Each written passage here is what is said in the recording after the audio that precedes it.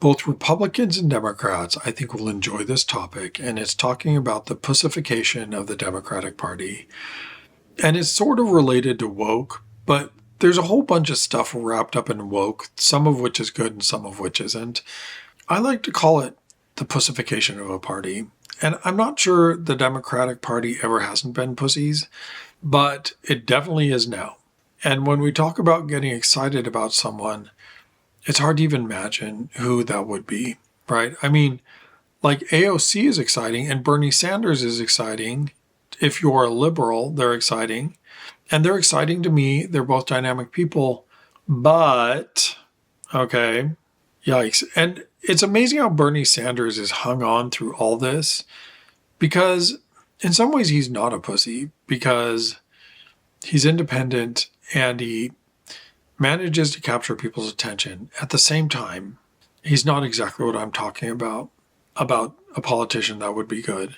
When we look at Gavin Newsom, he is so California, and people don't want that kind of president. I was going to say people don't want a Californian president, but if Arnold Schwarzenegger could run for president, I'm pretty sure he'd get elected.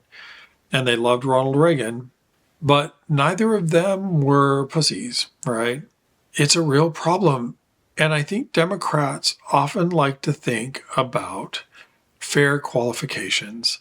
But the real world doesn't really work like that. I remember when Hillary started running, they were like, well, this is it. We've won because she's the most qualified person ever to run for president. And I was like, what makes you think that's what matters, right? I mean, we all tell ourselves fantasies all the time, including me. We need a politician. We all need a politician who can speak loudly and be persuasive and be a little bit obnoxious. And Donald Trump oddly has politics almost exactly right. And what he doesn't have exactly right are that his flaws are a little serious, but even the Republican Party doesn't want Donald Trump, and they can't even fight him. It's important to find people with this attitude, like me, for instance. Okay, maybe not me, or maybe me.